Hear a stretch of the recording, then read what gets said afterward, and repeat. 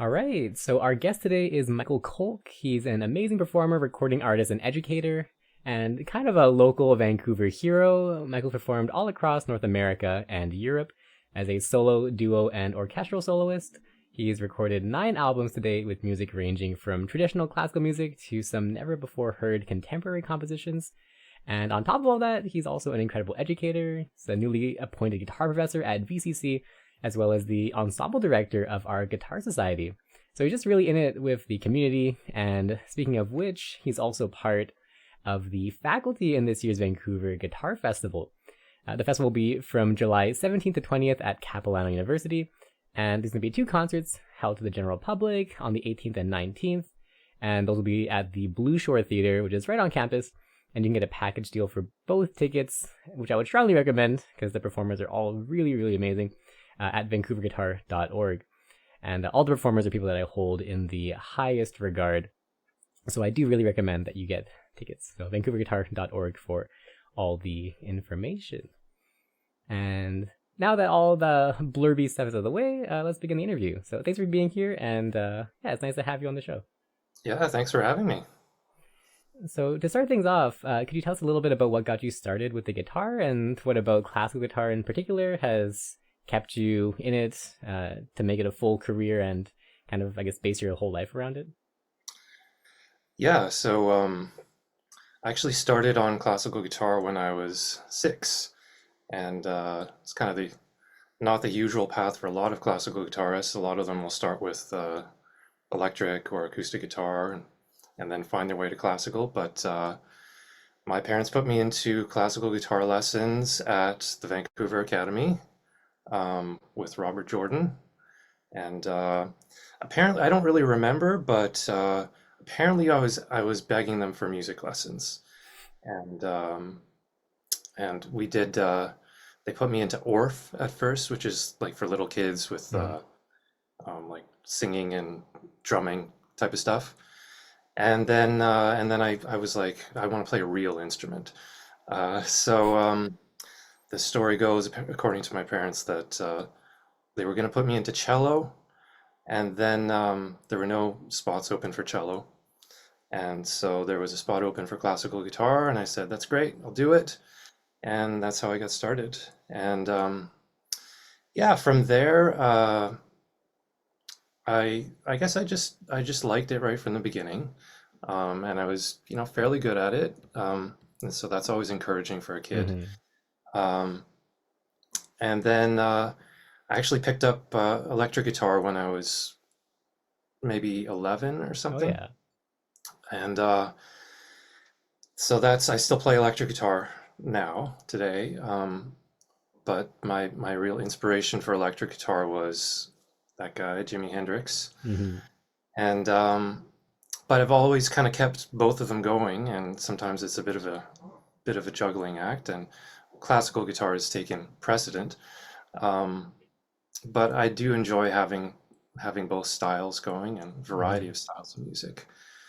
Um, yeah, and then from there, with classical, I went to University of Toronto. Coming out of high school, I just thought like I don't really want to do anything else other than Mm-hmm. pursue guitar. Um, so went to U of T for bachelor's and stayed in Toronto for a master's degree. And then I kind of built my career in Toronto um, until moving back here about 3 years ago. Great. I actually didn't know that you were so big into electric guitar. Do you also play in a band, or do you do solo, or like how do you fit electric guitar into your life? Yeah, currently I'm not in a full-time band. Mm-hmm. I have been. I played in lots of bands. But I'm doing like right now I'm doing sort of remote collaborations with friends, Mm-hmm. um, with some Toronto friends, and actually having the electric guitar is has been really useful because um, I've been doing a lot of gigs with orchestra when they do the movie soundtracks, Mm-hmm. and those are really fun gigs because you get to play to a huge audience. Mm-hmm.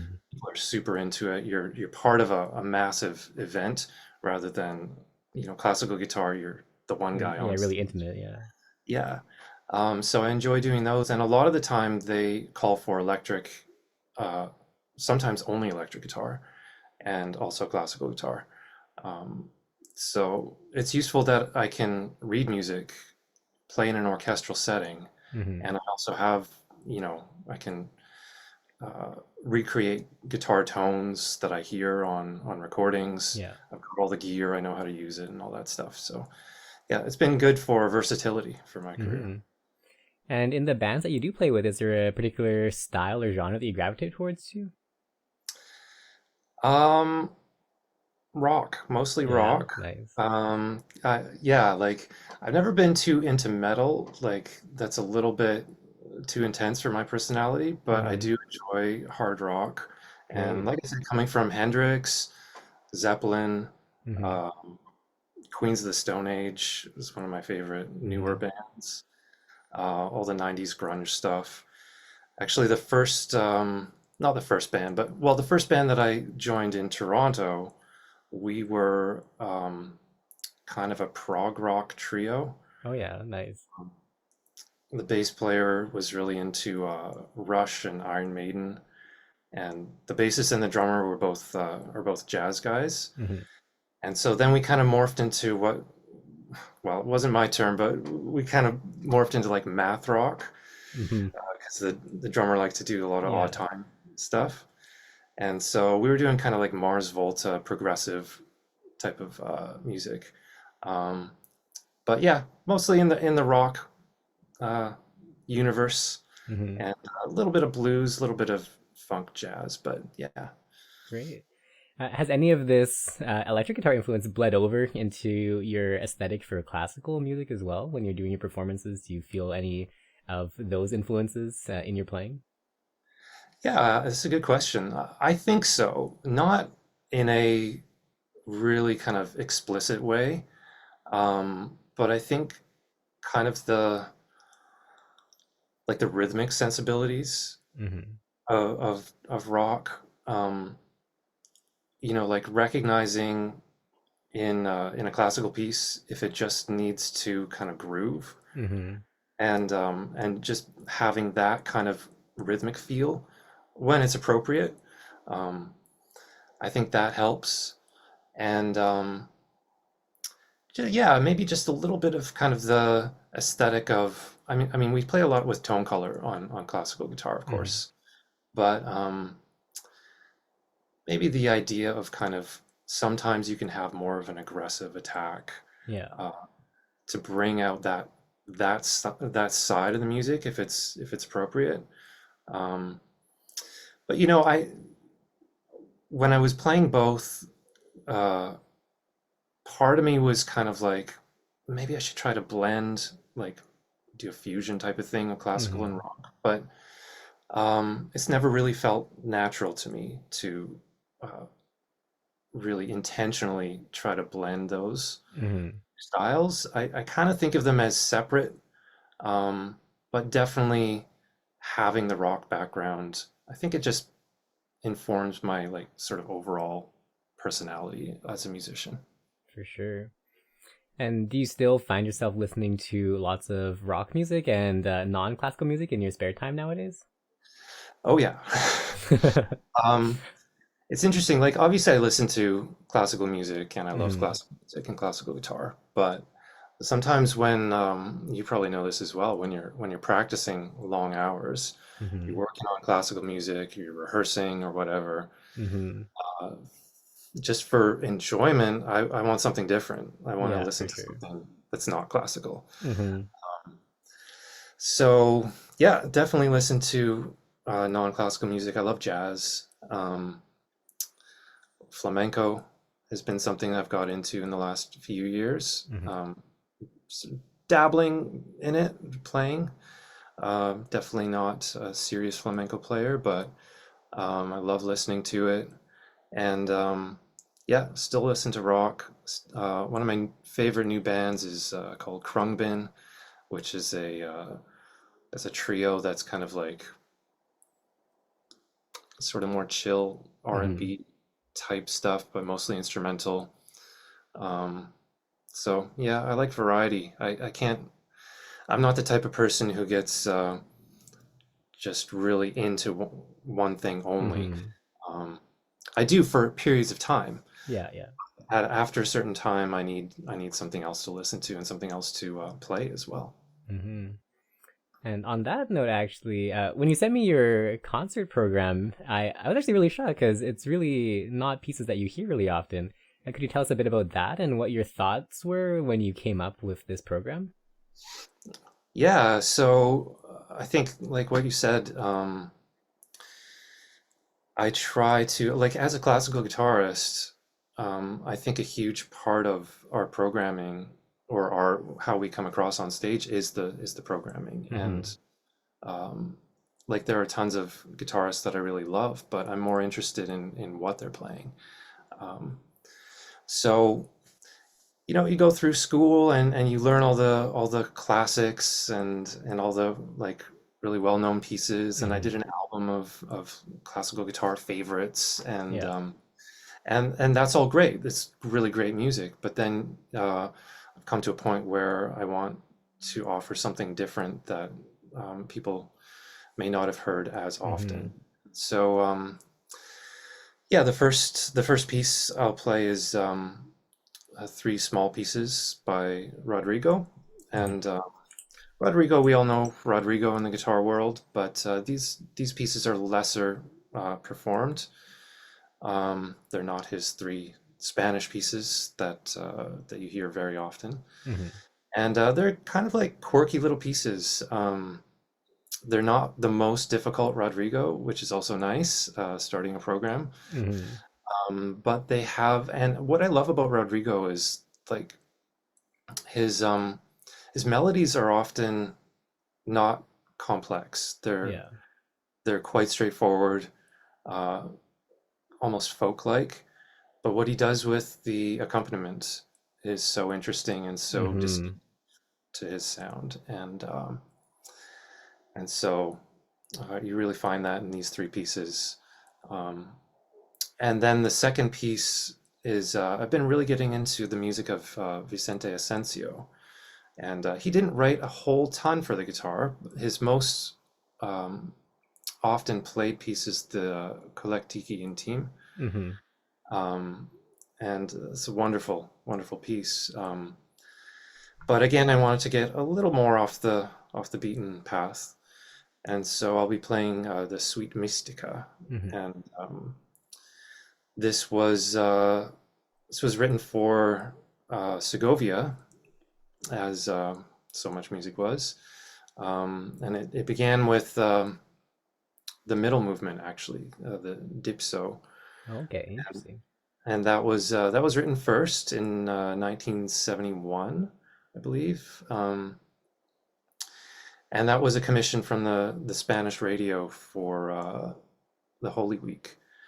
And so, like the title suggests, it's kind of based. The whole suite is based on. Um, well, it's actually based around the Passion of Christ. Hmm. And the dipso is apparently it's one of the last words, one of the last seven phrases that Christ uh, uttered on the cross, Oh. and it means "I thirst." So it's a really kind of heavy type of Hmm. piece, Hmm. very like emotional, and I gravitate towards that stuff where you can really sink your teeth into it. Yeah.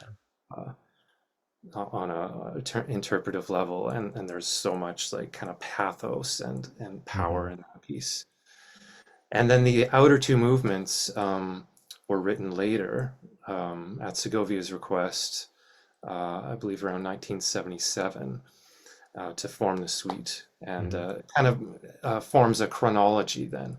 The first one, Getsemani, refers to the garden in which Christ was arrested before he was taken to the cross, and then Pentecosts, Hmm. is when the Holy Spirit descends into his apostles afterwards. So um, I wasn't brought up religious, but I find that the spiritual pieces, like if I think there's if a composer is spiritual and feeling that, Mm-hmm.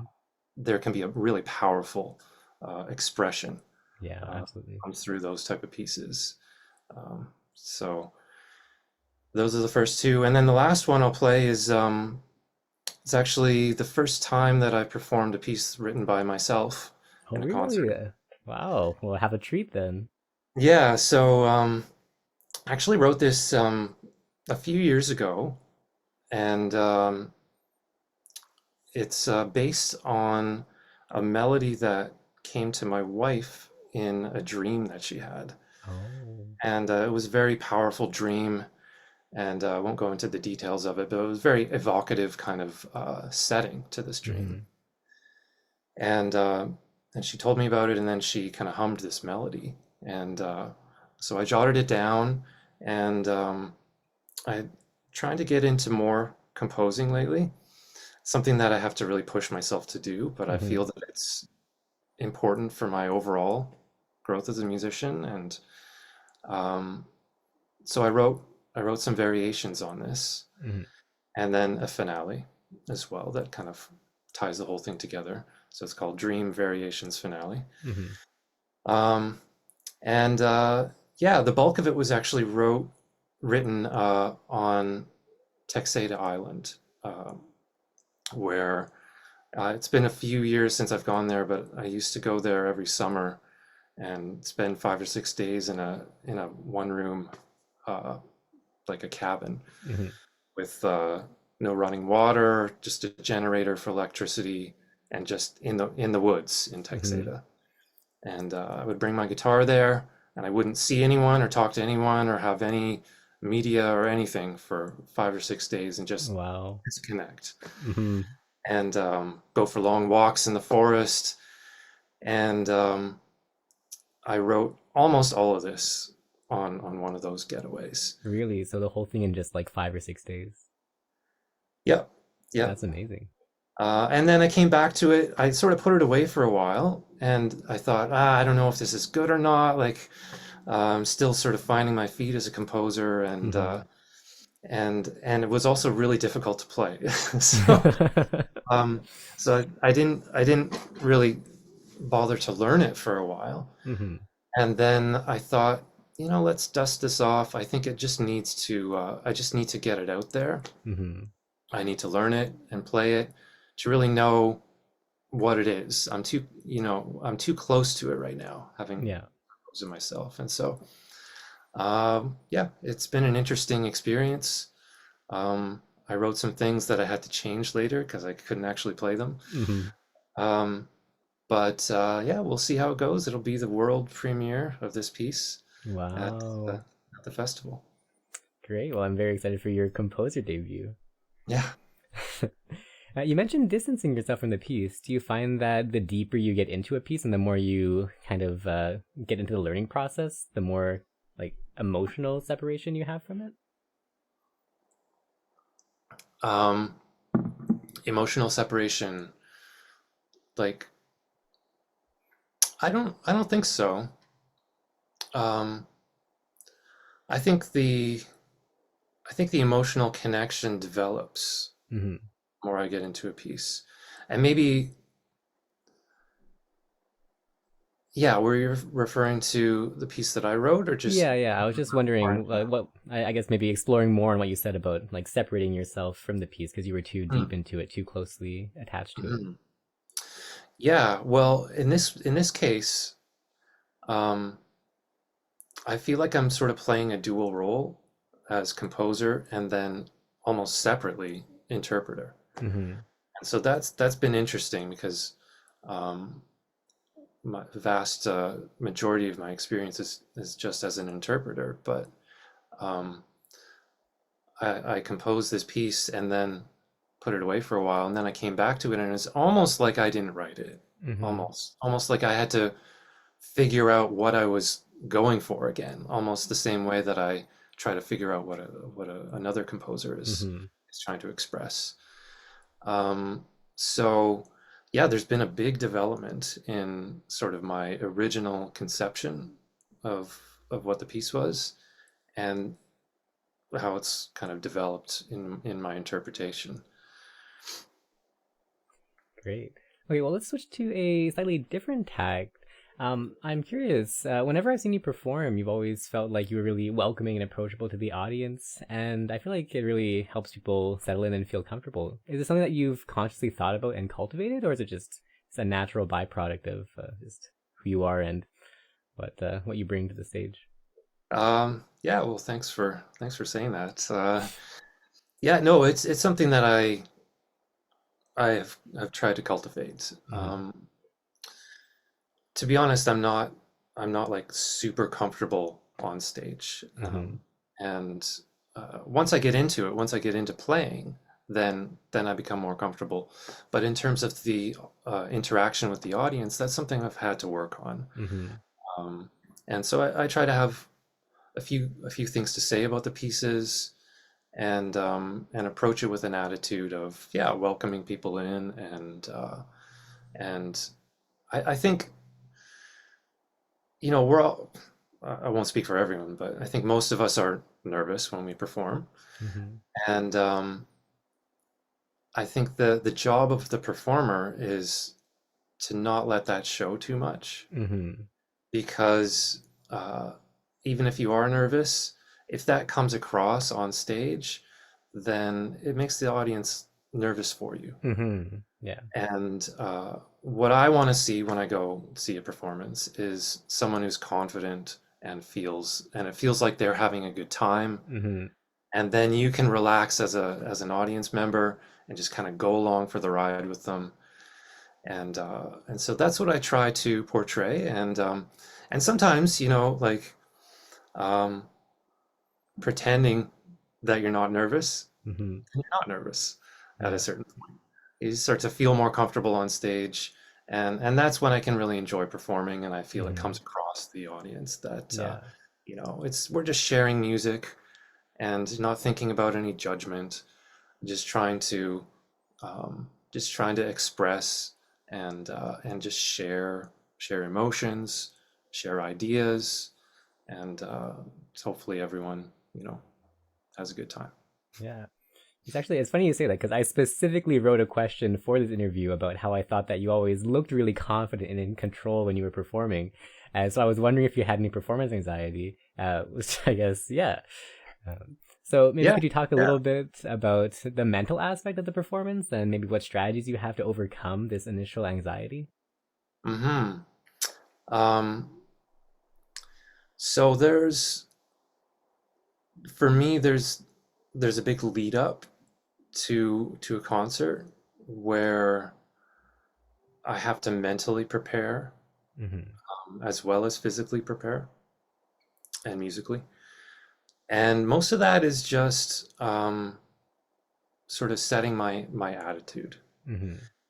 And that's an attitude of I always think of sort of my sort of mantra going into it is spirit of generosity and a generosity of spirit. And so I'm thinking like as I'm going into a performance, I prepare as well as I can, Mm-hmm. and then I just think I'm just gonna play as well as I can, and there's gonna be some mistakes, but this is what this is what I am, Mm-hmm. and not trying to do any more than I can do, and also just reminding myself that, like I mentioned earlier, that when people come to a concert, they just want to enjoy themselves, Mm-hmm. and they're rooting for you. And nobody's there to pick your playing apart and judge you and oh I missed a note there, this Mm-hmm. is not how I would do it, and Yeah. maybe there's a couple of people who do that, um, but you know mostly we're all just there to have a good time, and I think that's the biggest thing is just to try to enjoy it. Mm-hmm. And uh, also like we prepare so much, we practice so much, and then it's kind of a it's kind of a relief when you go to perform and you just have to play it once. Yeah. Yeah. You're not like, oh, I got to play this passage again and again. It's not right. Mm-hmm. Then I just think, you know, however it goes, it's done after I play it. Yeah. And Um, do you have much anxiety when you do recordings? Because that is one of those things where like you do actually do it again and again and again until you get it right. So, what's your yeah. relationship with recording in comparison to this live performance? Yeah, it's a really different mindset, I think, going into it. Um, However, I think the thing that I always have to remind myself when I'm recording is that I should treat each take like it's a live performance. Hmm. Because if I start thinking too much about all the minutia of, oh, I buzzed a note here and you got to redo that and redo Hmm. this, then the musicality doesn't come across. Yeah. Um, so that's kind of the trick is, and here's where it's really helpful to have a producer when you're recording. So I've done recordings where I'm doing everything myself, producing and keeping track of everything. Hmm. Then others where it's me and Drew, my Yeah. Drew Henderson, duo partner. We're kind of doing it by ourselves, but we're collaborating. And then I've done recordings where there's an actual producer, and it's been Drew before, and also uh, Norbert Kraft. I was lucky enough to do a recording where Norbert produced, and that really can set you at ease because then you can just think about playing, and Hmm. you know that producer's going to guide you through the process and say, Yeah. "That was a good take. You don't need to do it again," or "We just need this note," or "We just need this phrase." Yeah. Yeah. And that makes it a lot more relaxing to record. Hmm. And then you can just think, yeah, just play, be in the moment, imagine it's a performance. Great. All right. Well, fully switching tack, I want to talk a little bit about teaching. So you just recently got appointed as the new guitar professor at VCC. Uh, so I was wondering, do you have any core philosophies in your teaching or things that you hope that your students will walk away after they've spent X whatever years with you in the program? Yeah. So I think that, well, first of all, it's multifaceted. So um, the first thing is to build a solid technical foundation. Hmm. Um, and that takes time on the guitar. Like I'm sure on every instrument, but Hmm. the guitar is so finicky with It is, yeah. uh, the margin for error is so small, and so um, building that foundation, and a huge part of that is relaxation. So in terms of technique, I think that would be like at the very core of my Hmm. philosophy, and this is something that I've learned myself the hard way, um, through an injury Hmm. and through pushing for speed and power and just pushing too hard and building up tension. Yeah. And it's something I'm still working with in my playing and still reminding myself uh, to work on. Hmm. But if you can get that kind of ease of playing as a technical foundation, I think that goes so far. Hmm. So that's one thing I preach in terms of just technique. Um, and then in terms of musicality, uh, I, I think it's really important um, to really start to try to understand the music that you're playing. And I mean, that sounds obvious, but um, sometimes we just play, we copy a recording, we're just playing the notes. Um, and by understanding, I mean having a knowledge of theory, and you don't have to analyze every chord or every contrapuntal construction in a piece, Hmm. but having a good understanding of the voice leading, um, simple things like what is melody at any given time, um, how does the bass line move, uh, what is the form of a piece, motivic development, Hmm. um, all those kind of theory chops. Like there's a reason that we learn those in school, Yeah. and I think it's important to apply those to whatever we're playing, and have an understanding of what the composer is where the composer is coming from. Mm-hmm. And then I think after that, probably more important than that, but this is again building up a foundation. More important than that, though, I think is building an emotional connection to the piece, and like trying to give every section, every phrase, almost every note a character. Okay. And like what are you trying to say at any given time when Mm-hmm. you're playing? And not having any kind of lulls in there where your mind is just wandering and you're kind of just playing the notes. There's always having an intention of where's a phrase going and what is the character of that phrase or of that section. Mm-hmm. And then that's going to inform all the choices that you make about uh, fingerings, tone color, dynamics, articulation. Mm-hmm. They all come from having an idea, this is interpretation. Basically, I'm just describing interpretation. Mm-hmm. Um, but just to think about it in those terms, um, and be thoughtful about your approach to music, that's what I try to instill. Mm-hmm. And, and that takes time. Like there was a long period of time where I played much less consciously, and uh, not that I'm saying that you need to think all the time when you're playing, but you need to think about what your intention is. Mm-hmm. Then when you play, at least in my case, when I play, um, it just comes out. And Yeah. then I've thought about it, I've made the decisions, and then I can feel what I'm playing. Mm-hmm. Then I feel confident that whatever I'm doing, at least I've decided to do something. Yeah. And this is what I love about Julian Bream, for example. Like he always is doing something, Mm-hmm. and I don't always agree with it. He's one of my favorite guitarists, but sometimes you don't agree with the interpretation of the greats. Mm-hmm. But I can always appreciate that he's coming down on one side. He's got an idea and he's Mm-hmm. across. Yeah. It sounded like a very narrative process that you're describing. Do you find yourself doing a lot of non-musical exploration, maybe with novels or movies or other kinds of media that helps to inform your performances and give you ideas for these characters and these intentions and emotions? Um, yeah, good question.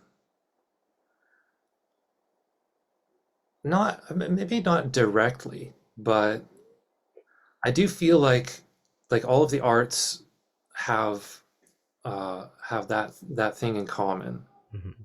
that they are trying to tell a story or they're trying to say something. Yeah. And in music, it's obviously more abstract than in literature or film. Um, but and that's the great thing about music is that so sometimes I will create a whole scene Mm-hmm. or not really a story, but it's more of a setting. Yeah. Um, and I'll have maybe even visual images in mind when I'm playing a certain passage. Mm-hmm. And that helps me to connect to the music and to try to say something with it. Um, but of course, you can't expect that same image is going to come across to the listener. Mm-hmm. But the listener is going to interpret the music in their own way. And hopefully, if you're saying something, it comes across as something to Yeah. them.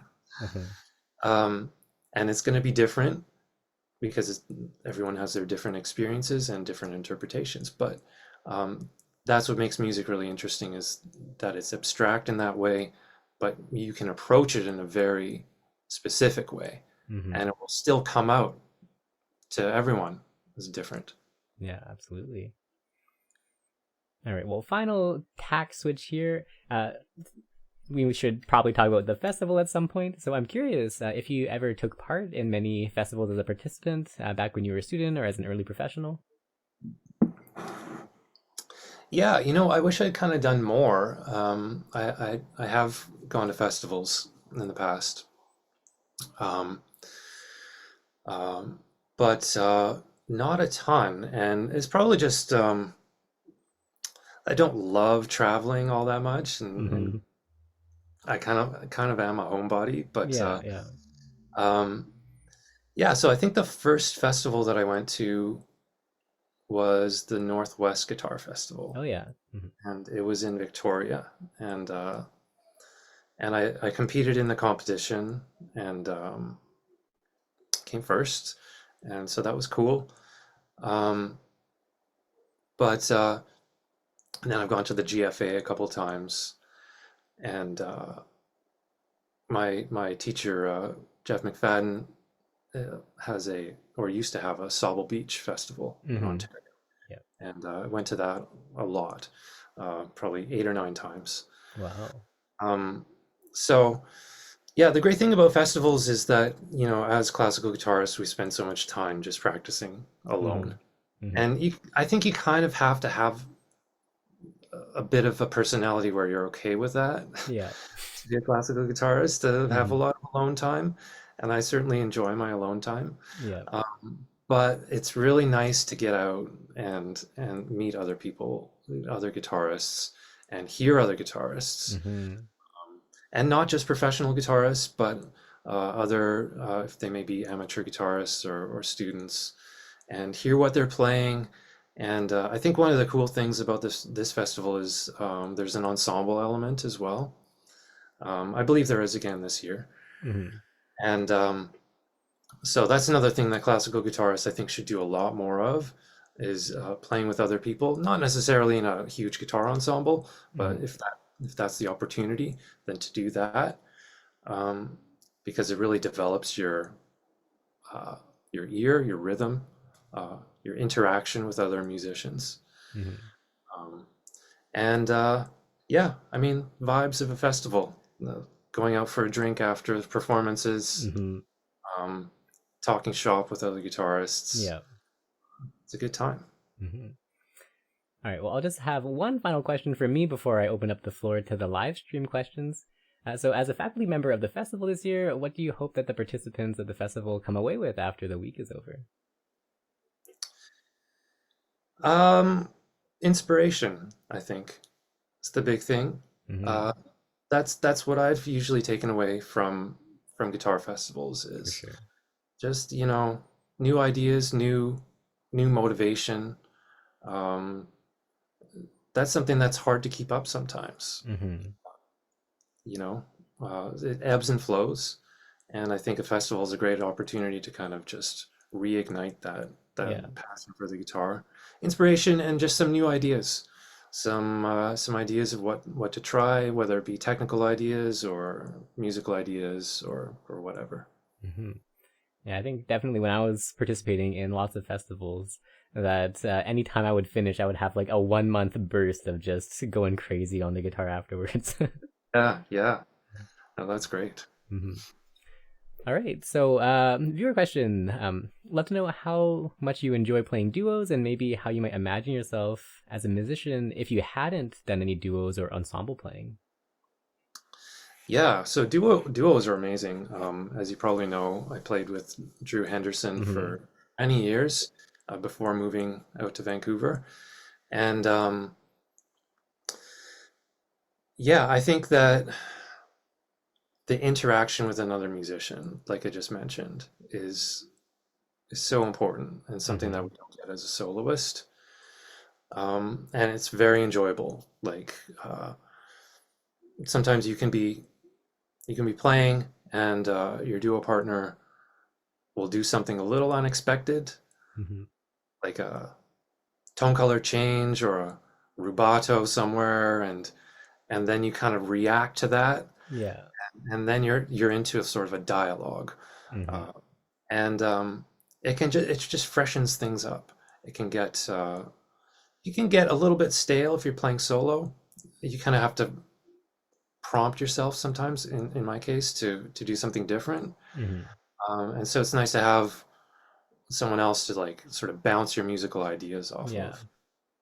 And in terms of uh, how I would be different if I didn't play duos, um, yeah, that's a difficult question. Like, because me and Drew started playing together when I was in third year of my undergrad, I believe. And so it's been a long time.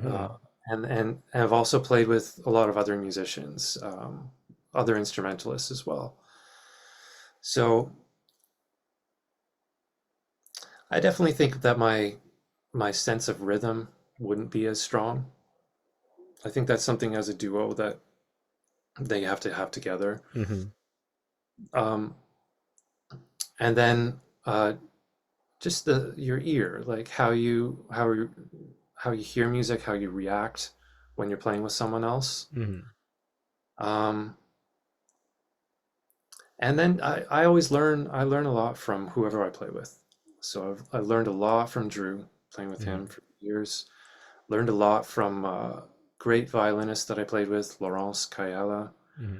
We did an album together and a bunch of concerts, and you know, you just get new ideas that kind of expand your experience as a musician. Hmm.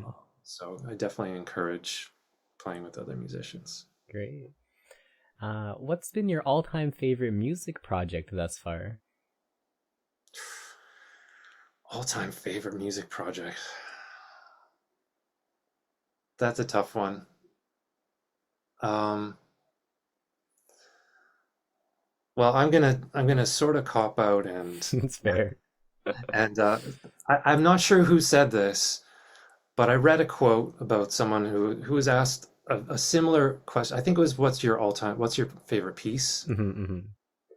And I forget who it was, but they said it's the piece I'm working on right now. Yeah, yeah. No, I give that answer all the time. It's really hard to choose. I think that the recording projects have been very fulfilling. Hmm. Um, I really enjoyed making the Mozart duo album with Drew. Hmm. That felt like a big achievement for both of us.